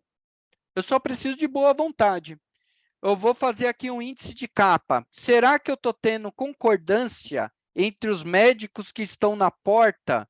Todo mundo está internando o paciente conforme o critério estabelecido aqui internamente? Porque tem muito disso, né, pessoal? Ah, meu, quando o médico fulano de tal está na porta, o corredor lota. Eu visitei um hospital que um médico, quando estava atendendo, ele hidratava todo mundo, deixava todo mundo com litrão. Então, quando eu comecei a analisar o loss, que é o tempo de passagem, e aí eu comecei a fazer uma correlação com os médicos, eu vi que os pacientes ficavam mais tempo quando era atendido pelo médico X. E a correlação deu 95%. E aí depois eu separei os dados, e aí eu começo a comprovar algumas coisas. Qual que é a causa raiz aqui? Putz, é um médico X que está lá no plantão, ele hidrata todo mundo. Ah, então vamos lá no Game, onde as coisas acontecem, vamos ver quem é mesmo. Ah, é mesmo, meu, esse médico aí dá tramal para todo mundo. Sei lá o que é tramal, o Paulo conhece aí, mas deve ser um litrão aí para hidratar o paciente. E aí... É pouquinho. Faz um flitinema para todo mundo, pronto. boa. Aí eu sei que... Qual que foi a ação lá daquele hospital? Colocaram uma carteira de exames na ponta, né? E falaram para esse tal de médico que hidratava... Ó, meu, o padrão agora é esse, né? Se a gente vai hidratar com isso, com aquilo, porque fica aí 2 horas o paciente se hidratando, né? Soroterapia. E aí é um índice de capa, né? A gente vai ver a concordância entre as decisões que são tomadas, se há uma concordância, né? Se não há concordância, quem é o impacto? E depois vão fazer colegiado. Aqui a gente fez um trabalho também no laboratório de anatomia patológica, que eles tinham a lâmina, né? E aí um médico X lia uma lâmina com resultado conhecido. O outro pegava essa mesma lâmina para diagnosticar um câncer Y e lia a mesma lâmina. O outro também, passava por um colegiado de médicos patologistas, e aí a gente via, será que todo mundo chegou no mesmo diagnóstico? Qual que é o nível de concordância entre esses médicos patologistas que estão lendo essa lâmina? Aí percebemos que havia uma discordância muito alta. E aí, qual que foi a proposta? Um colegiado, né? Meu, vamos ler essa lâmina. Ó, o resultado conhecido é esse daqui, ó, um câncer, tal, YZ. Beleza, mas por que se chegou nessa conclusão? Aí eles começaram a debater, né? Fazer esse comitê de concordância, que eles chamaram de colegiado, e foi bacana, que aí o nível de concordância, pessoal, foi aumentando, e aí a gente prova matematicamente, né? Vamos fazer teste de hipótese, ANOVA, Team Charter, QFD, Pocayoke, plano de controle, planejamento estratégico, técnicas de apresentação, né, para vocês mostrarem os resultados, sistema de medição, plano de controle, cálculo sigma, e aqui a gente vai fazer todo um dimensionamento de recurso dentro de um pronto-socorro. Então, eu vou tocar minha operação hoje, vou startar um pronto-socorro hoje. Quantas pessoas eu preciso? Qual a quantidade de pontos de cuidado? Médicos? Será que a escala está legal? Se não está? Pessoal, viram? Bastante coisa, né? Vai ser pauleira aqui, hein? Estão preparados aí? Legal, então a gente vai... Vamos que vamos. Então, ó, aqui no VSM, o que eu procurei fazer, pessoal? Eu tentei transformar muito do que nós vamos aprender aqui em planilha. e planilha personalizado aí para a área de vocês. Por exemplo, eu desenvolvi uma planilha que você vai alimentando os dados do paciente, do fluxo do hospital, e ela sai automaticamente aqui numa folha de papel, né? Isso daqui eu faria dentro do hospital com papel pardo, colando. Só que você vai alimentando na planilha, ela vai levando para a folha de papel, aí chega, eu só imprimo, né? Que aqui fica mais lúdico, né? Então, eu sei todo o fluxo do paciente, quanto ele espera, qual que é a quantidade. Se eu mexer em alguma variável dessa lá na minha planilha, vai mexer aqui nessa folha de papel. Aí eu imprimo. Aqui é uma planilha que eu construí para vocês. Ó, tem todo o processo aqui dentro de um pronto-socorro, recepção, triagem, consultório.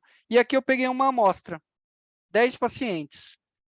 Será que essa amostra é significativa? Para ela ficar significativa, eu vou precisar coletar 89 prontuários. Então, conforme eu vou colocando informação aqui, vai sair na quantidade. Aqui são os gráficos de boxplot que nós vamos trabalhar. Aqui é o controle estatístico de processo, né? A gente vai passar a medir e a gente vai ter os limites de especificação do processo. Porque o que a gente precisa colocar na cabeça, pessoal, é que todo processo tem uma variação. É impossível eu falar assim, a minha média de permanência na minha enfermaria é 8 dias e ponto. Tem uma variabilidade. Tem um paciente idoso, diabético, e aí, né? Ele vai ficar, tem uma probabilidade de ficar um tempo maior, né? Então, tem essa variabilidade, mas todo processo tem uma variabilidade normal. E, às vezes, eu já vi hospital comemorar um resultado. A gente reduziu o tempo médio de permanência de 9 dias para 9,4. Aí sai comemorando. Mas esse 9,4 é uma variabilidade normal do processo. A gente não conseguiu, porque eu não consigo escolher os pacientes, né? Ó, vai entrar 20 vesícula, vai entrar 2 cardiologia, isso, aquilo. A média de permanência vai ficar exata. Não é. Eu não escolho, né? Vem ao caso ali, a porta aberta, vai chegando, cada paciente chega com uma patologia, e então tem uma variabilidade normal do processo, né? Então, eu só consigo o resultado quando eu ultrapasso os limites de especificação do meu processo, que é algo já mapeado. A gente vai trabalhar com FEMEA, aqui passo a passo, né? Vamos passar por todos os pontos aí, mapeando. Então, aqui eu vou desenhar todo um processo. De todo esse processo, eu vou identificar todas as potenciais falhas. De todas essas potenciais falhas, eu vou determinar minhas barreiras. E se mesmo assim venceu as barreiras, qual é o plano de contingência? Isso, pessoal, implementado num pronto-socorro ou numa enfermaria, em qualquer processo, mostra um nível de organização. Por quê? Eu conheço o meu processo. Eu conheço todas as potenciais falhas e tenho a probabilidade de qualquer falha acontecer aqui. Entrou um paciente sem RG. Ele pode chegar aqui muito grave e não trazer a documentação. Beleza, isso é uma falha já mapeada. E aí, o que eu vou fazer? Qual que é a barreira para isso não acontecer? Né? E se acontecer, infelizmente, mesmo assim acontece. Qual que é o plano de contingência? Então, vamos trabalhar com FEMEA. Aqui é o CAPA, né? O nível de concordância, que a gente vai começar a trabalhar. Aqui é o cálculo de mão de obra, né? Então, eu trouxe aqui, em homenagem a Elaine, aí, que é a mestre de anatomia patológica, o dimensionamento de mão de obra, quanto custa cada peça, quanto custa uma biópsia, trazer um pouco da ideia para vocês de custo, né? Então, como a gente vai pegar todos os custos da organização, direto e indireto, e vamos associar para calcular um procedimento, né? Então, aqui é todo um processo, né? Triagem, a macro, a pré-macro, setor técnico, a microscopia, arquivo, a imunohistoquímica. Então, todo o processo, o tempo que eu gasto, quantas pessoas eu precisaria para essa operação. Aqui a parte de padronização, onde a gente vai começar a desenhar todo o processo, né? Quais são os pontos de decisão, onde começa, onde termina, se existe algum ponto de checagem de qualidade, vamos trabalhar com POP. Vamos trabalhar com Kanban, com estoque de segurança. o dinheiro, pessoal, aqueles 400 mil que eu falei inicialmente do saving, 60% veio da farmácia. Então, aqui eu precisava estabelecer um estoque de segurança. Aqui tem algum, né? Eu trouxe midazolam, lorazepam, propofol. Então, algumas drogas lá, né? Que o pessoal começou a colocar. Qual que é o estoque de segurança, né? E nesse estoque de segurança, a gente trabalhou também com a curva ABC. Depois eu vou passar para vocês. Porque tem medicamentos lá com alto custo, né? Então, você tem que fazer um controle, né? Só que eu não posso comprar muito desses medicamentos de alto custo e não ter demanda e ele ficar estocado. É dinheiro no hospital que está parado. Então, qual que é a melhor forma de eu estruturar a minha medicação ali? A gente vai aprender também. Aqui a gente vai fazer todo o dimensionamento do pronto-socorro, quantos pacientes entram por ano. E aqui o que é bacana nesse dimensionamento, pessoal, que eu trago a rede, né? Aqui eu trago até a população. Eu estou trabalhando num município X que tem 200 mil habitantes. Como está o dimensionamento de habitantes por leito? Porque, pessoal, às vezes a gente tem que ser mundo real. Você quer resolver um problema do hospital, mas já há uma falta de dimensionamento em relação à população existente. A conta não bate, é um déficit gigante. Você vai conseguir melhoria no hospital? Vai conseguir, mas a demanda está muito maior que a capacidade. E aí, para resolver aquele problema, você deveria chegar numa média de permanência do paciente internado de 1 dia.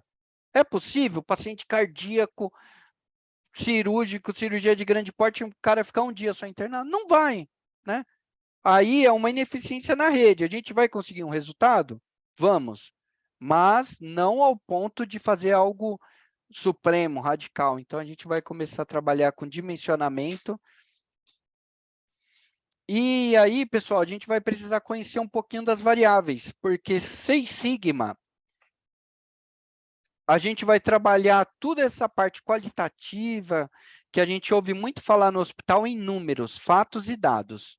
Então, aqui, ó, eu vou começar a analisar os tipos de variáveis.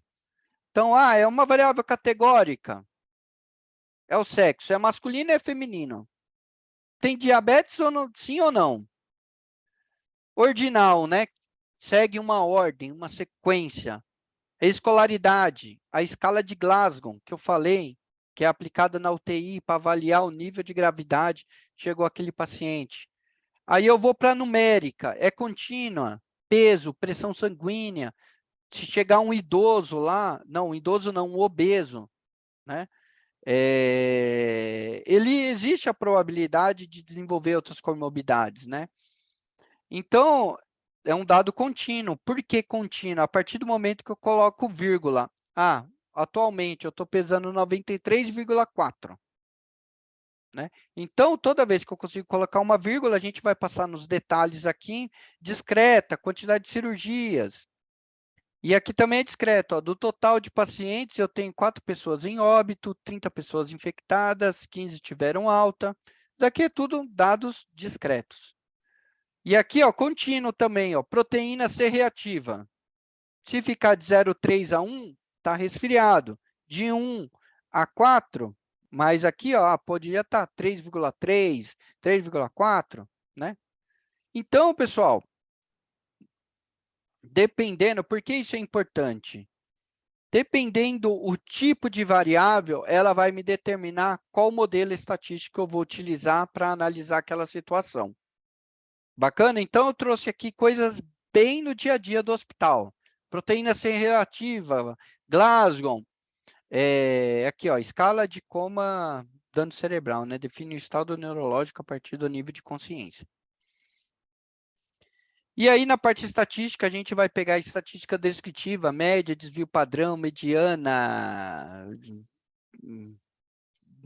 Vamos fazer uma análise aqui completa, né? Parte descritiva. Regressão linear simples. Então, aqui a gente vai começar, para alguns problemas, a gente vamos transformar ele em uma equação matemática para começar a prever. Se entrar um paciente com as características X, Y, Z, qual que vai ser a média de permanência? Ah, se entrou um paciente X, Y, Z, interna ou não interna? Então, a gente vai construir algumas regressões baseado no histórico do hospital para fazer predições. Vamos fazer teste de hipótese. Ah, então eu vou levantar uma série de hipóteses, né? E aí eu vou avaliar. Vamos calcular o nível sigma, correlação, teste de normalidade. Então, pessoal, aqui eu vou passar brevemente alguns problemas aí que a gente vem trabalhando no Six Sigma, né? Então, glosa, recoleta de exames, comunicação de resultados críticos, um potássio elevado, tudo. Pacientes no corredores, tempo elevado de permanência, baixo giro de leito, retrabalho, reclamação de pacientes, desperdício de materiais, não conformidades, ou seja, eventos adversos dentro do hospital, eventos sentinelas, né? Pedidos errados, desbalanceamento dos leitos nas enfermarias, né? E eu começo a distribuir leito por especialidade, e aí eu vejo que tem corredor cheio e enfermaria vazia. Pô, não foi balanceado adequadamente. Fluxo de pacientes ineficientes, internações inadequadas, comunicações, documentações duplicadas, reconciliação medicamentosa incorreta, falta de leito, falta de padronização, não existe prioridade na classificação de risco. Eu tenho o protocolo de Manchester lá, que eu tenho que atender conforme o tempo, o paciente azul passa na frente do laranja, ou seja, não está servindo de nada o protocolo de Manchester. Então, a gente precisa transformar tudo isso em oportunidades. E aí a gente vai trabalhar com o Six Sigma.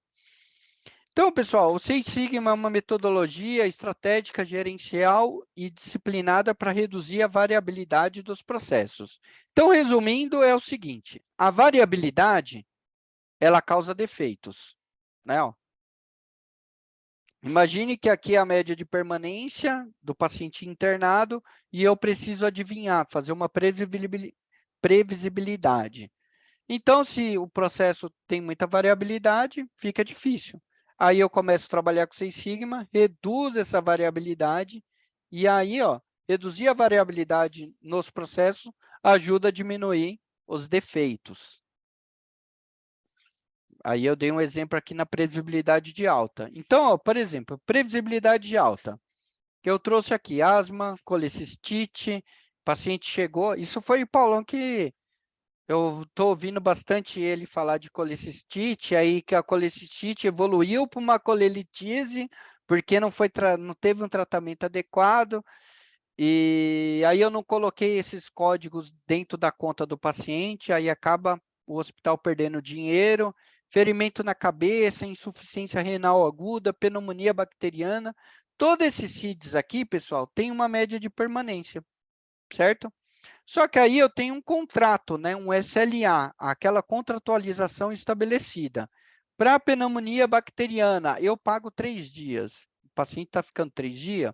Insuficiência renal aguda. Então, eu tenho uma variabilidade em eu colocar o CID correto para cada internação que eu realizo dentro do hospital, certo? Porque às vezes eu posso colocar um CID errado e aí impactar nas contas do hospital. Então, já tem uma variabilidade. Será que eu estou colocando todos os CIDs corretos? Internei esse mês, 1.009 pacientes, fiz uma auditoria. Desses 1.009 pacientes, quantos eu coloquei o CID correto? Né? E beleza, aí tem uma variabilidade. E a média de permanência que estava proposta pelo CID, será que eu estou dentro dessa média de permanência? Quantos estão fora? Né? Então, ó, será que estamos obtendo lucro nos procedimentos realizados no pronto-socorro? Quanto custa cada procedimento? Como eu chego no custo do procedimento? E aqui, pessoal, dá um exemplo aqui para vocês de variabilidade também. Cenário clínico hipotético, 3 médicos de uma mesma equipe. Então, vamos lá. A Mônica, o Anderson e o Paulo. A Mônica, ela é residente, acabou de sair, começou a atender lá nos pronto-socorro de Manaus, chegou um paciente. Aí ela fez a anamnese, né, que é aquela pergunta inicial. Ela fez uma pergunta, Ela fez 2 perguntas, ela fez 3 perguntas, ela fez 4, conversou, falou o que que ele comeu, se a família dele tinha câncer, se não tinha, fez um monte de pergunta. Residente, né? Pegou aquela listinha e fez tudo. Aí depois ela fez o exame físico, ela fez inspeção, fez sinais vitais, fez auscultação, palpação, manobra, fez tudo. Aí ela, na cabeça dela, a Mônica, falou assim: eu acho que ele tá com um neurinoma no acústico, mas eu acho que ele tá com isso, levantou um monte de hipóteses. E aí sugeriu um monte de exame, laboratório, imagem, procedimentos. E mandou para esse paciente fazer a medicação 1, 2 e 3. E aí, tudo isso vai gerar um efeito terapêutico, certo? Então, ela utiliza na totalidade seus recursos pessoais, anamnese e exame físico, gera um grande número de hipóteses e de pedido de exames complementares. E prescreve um tratamento com várias medicações e medidas associadas. Essa é a Mônica residente. Mônica, sei não, hein? Acho que você é o gargalo aí. Aí, beleza, tem o Anderson aí, o Anderson é um médico aí, R2 e tal. Ele chegou, começou a trabalhar lá na porta. Na anamnese, de 4 perguntas, ele fez só 2. Exame físico, ele fez 3. Hipótese, ele achou 2. E aí ele pediu um laboratório, imagem, algumas medicações. Beleza.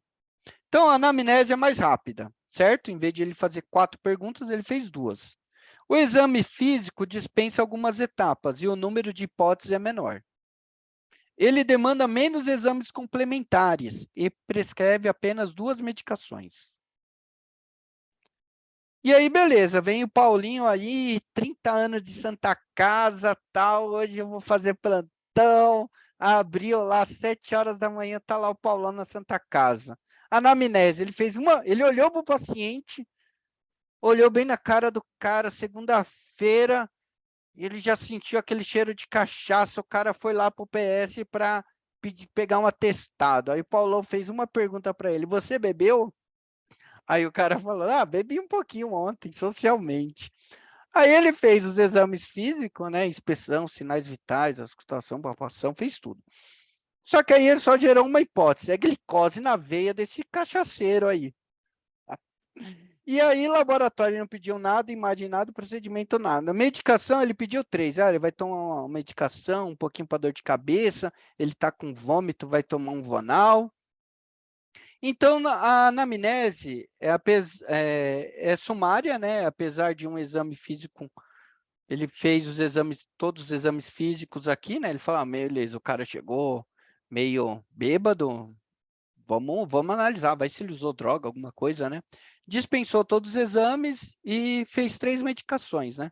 Para resolver aquela queixa inicial dele. E aí, pessoal, todos eles vão reavaliar as suas decisões. Então, médico A, médico B, médico C. Então, a forma que você faz a abordagem, as hipóteses que vocês que é gerada na porta, ela demanda alguns medicamentos, né? E também alguns exames, tanto de imagem como de laboratório. E aí, há uma variabilidade muito grande, né, entre o médico A, B e o C. A gente tem esse problema na porta do hospital?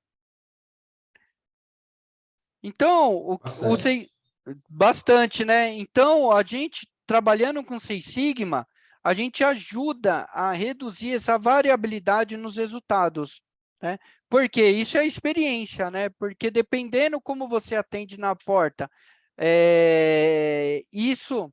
olha que bacana, eu estava analisando um NPS de um hospital e as reclamações eram, eu vim aqui, o médico só olhou na minha cara. Hã?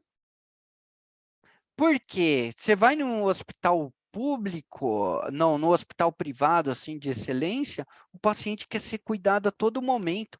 Aí ele quer que pega nele e tal. Até reclamaram no NPS que o médico colocou luva na mão para tocar. Ele falou, eu me senti rejeitado, o médico colocando luva. Você vê o nível? Então, quando a gente está trabalhando de NPS e hospital privado, é outra realidade, né? Então, assim, dentro de um hospital existe os stakeholders, né? São as fontes interessadas. Então, é impossível, pessoal, como o Cortella falou, você agradar todo mundo. Querendo ou não, são algumas escolhas. Ah, pessoal, eu vou focar na eficiência do processo. Agora, se o paciente quer que eu fique conversando com ele, batendo papo, essa não é minha função, entendeu? Só para aumentar o número de NPS, meu ponto de vista é processo. Então, o Six Sigma, ele trabalha com isso, né? Vamos estabelecer um padrão terapêutico. Na porta, só vamos internar paciente agudo, paciente crônico descompensado. A gente vai estabilizar aqui, mas ele vai para a rede de saúde. Aqui é só paciente agudo. Beleza, pessoal? Quem está na porta, vamos definir um protocolo de internação. Porque o paciente crônico ele já vem sentindo essa dor há anos, paciente oncológico, tá? Porque ele descompensou, ele não conseguiu a rede, né? Não foi satisfatória, não deu a medicação que ele precisava, ele acabou ficando mal e foi para o PS. Então, a gente tem que começar a mudar essa realidade, né? E como podemos reduzir a variabilidade da parte clínica, né? Buscando melhores resultados, gerando maior valor para o paciente.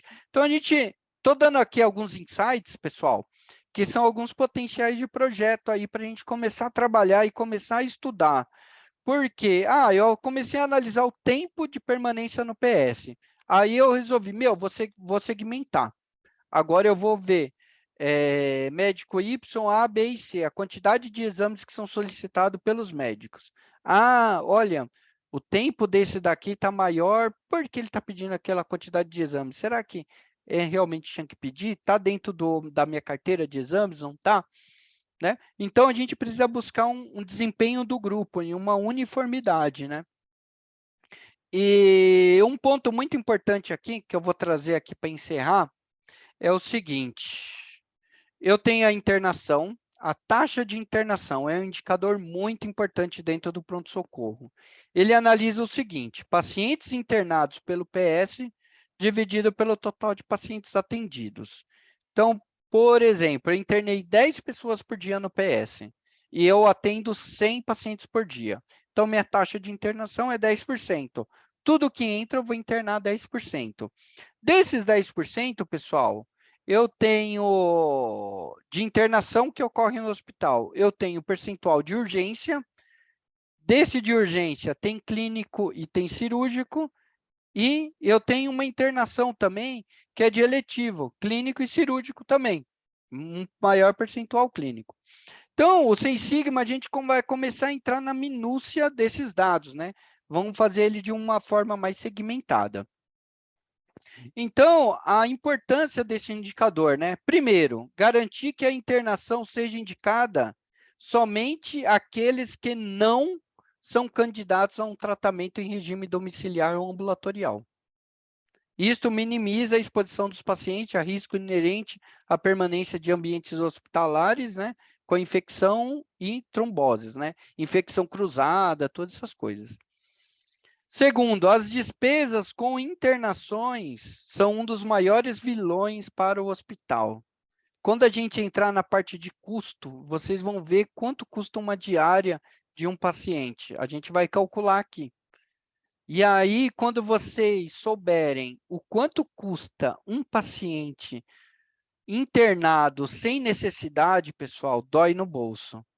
Tipo, dependendo da estrutura aí, R$1.000, R$800 no mínimo. R$800 o paciente, eu paguei R$800 para ele aguardar um exame aqui no hospital. Então, quando a gente começa a mexer no dinheiro, e o que influencia ali? O perfil do paciente, a assistência ambulatorial, né? Às vezes a rede não deu a condição necessária, o paciente acabou caindo para o PS. E aí descompensou, um crônico descompensado, precisa internar. A equipe de médicos do PA, então teve um médico que estava conversando comigo que contratou um emergencista para atuar na porta. Ele falou, cara, incrível, reduzi minha taxa de internação lá em 15%. Por quê? Ele começou a trabalhar o que é paciente agudo, o que é paciente crônico descompensado. Pessoal, paciente crônico descompensado, vamos voltar para a rede e só vamos internar agudo. Cálculo renal, essas coisas que realmente é o papel do pronto-socorro. Agora, estabilizou rua, que o paciente já vem sentindo essa dor há muito tempo. Não é o pronto-socorro que vai curar essa dor desse paciente, pessoal. E aí eles começaram a fechar a porta aqui. E aí, pessoal, olha o que eu fiz aqui para vocês. Eu fiz uma planilhinha que é bem bacana para a gente fazer algumas simulações. Vocês estão olhando minha planilha em Excel aqui? Estão conseguindo ver a planilha? Sim. Então, vamos lá, pessoal. Olha que Sim. bacana. Aqui, ó, é o seguinte. Tá vendo em amarelinho aqui, ó? Total de entradas no PS por dia. Eu coloquei aqui 134. A minha taxa de internação é 30%, ou seja, vou abrir 40 AIH por dia. A pergunta é, eu dou 40 altas por dia? Eu tenho 263 leitos, 9 dias de permanência. Esses aqui em amarelo eu coloco, pessoal. Qual que é o meu potencial de oferta de leito por dia? O cálculo é simples, é o total de leitos dividido pela média de permanência, deu 29. Se eu chegar aqui e colocar 300, olha lá, 33 por dia. Se eu chegar aqui e colocar 400, ele faz o cálculo para você. Então, eu vou lá, 263 leitos, 9 dias de permanência. Olha que bacana, pessoal. A demanda de internação é 40 por dia. Só que minha capacidade é 29 por dia. Eu dou 29 altas e interno 40. O meu fator de utilização está sendo 138%. Isso me dá um resultado que a demanda é maior que a capacidade. Sendo essa configuração, sabe quantos pacientes vão ficar internados no pronto-socorro aguardando em enfermaria? 98,8. Quase 100 pacientes. Imagina só, pessoal. Eu abri o portão hoje, internei 40. Só que aí eu só ofertei 29, ficou 11. Aí no outro dia, mais 11. Então, vai ficando uma exponencial aí, né? E aqui, ó, vamos supor, beleza, Daniel, consegui uma melhoria lá no processo, consegui reduzir a média de permanência para 7. Olha lá, já ficou 18 no meu corredor. Só que a demanda ainda está maior que minha oferta de leitos. E aqui, olha o que ele traz, aqui em cinza. Para eu resolver esta situação, a minha meta com 85% de fator de utilização é trabalhar com 5,5. Se eu vim aqui, ó, trabalhar com 5,5, aí, ó, a oferta de leito ficou maior que a demanda. Mas eu poderia trabalhar com 6,5 também, pessoal, dava certo, ó. Média de permanência, alvo. Vamos trabalhar com 6,5? Olha lá, demanda igual capacidade, para 100%. Putz, Daniel, posso trabalhar com leito também. Então, vou voltar aqui para o cenário, ó, 9 dias. Quantos leitos eu preciso para vencer essa demanda? Aqui, ó, tá falando 426 leitos. 426 leitos. Olha lá, oferta de leito. Eu dou 47 altas por dia, interno 40. Resolve. Mas, Daniel, posso trabalhar com 362 também, ó. Putz, Daniel, eu não consigo mexer na média de permanência e nem na total de leitos. Eu consigo fechar na porta. Contratei um emergencista lá, a gente definiu o que é paciente agudo, o que é paciente crônico. A taxa de internação não é 30%? Vamos reduzir para 26%? Olha lá, oferta 40%. O que é mais fácil aqui, pessoal? Trabalhar na porta, para a gente estabelecer um protocolo de internação, trabalhar com média de permanência ou aumentar leito? Porta. Porta.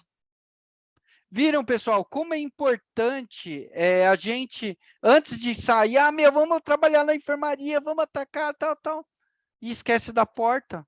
Agora, e se a gente trabalhar com os 3 juntos? A gente não consegue trazer um bom resultado para o hospital? Então, pessoal, eu disponibilizei essa planilhinha para vocês fazerem simulações, e aí, ó, quando você resolve, a demanda é menor que a capacidade, né? Ó, capacidade é 40, e aí ele fica verdinho, para a gente começar a trabalhar. Então, essa planilhinha está lá, está disponível, vocês poderão baixar ela, vocês vão utilizar no projetinho, e na próxima aula, eu vou explicar para vocês, aqui ó, tem um memorial de cálculo, como eu cheguei naquelas fórmulas. Lá eu deixei automatizado, mas aqui é bacana vocês saberem o porquê. Bacana, pessoal, consegui finalizar aí o que eu tinha programado para vocês. Hoje foi apenas uma introdução para vocês pegarem aí o contexto do Lean Six Sigma. Amanhã a gente já começa no primeiro módulo, o Define, o definir. Beleza, galera? Beleza, Dani.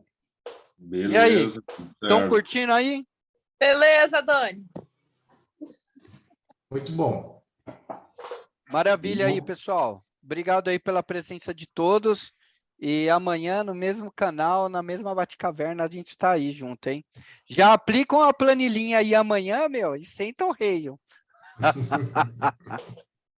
Pode deixar que eu já vou brincar aqui amanhã no hospital lá para ver como é que vai ficar isso aí. Oh, show de bola, é isso aí, cara. Brinca porque às vezes você vê, vou trabalhar um pouquinho na porta, um pouquinho na enfermaria e vou aumentar, vou desbloquear alguns leitos. Putz, o resultado vem que nem uma luva, cara. Sim. Beleza, Então, pessoal. Valeu, brigadão aí, hein? A gravação, amanhã de manhã a gravação já tá na rede também.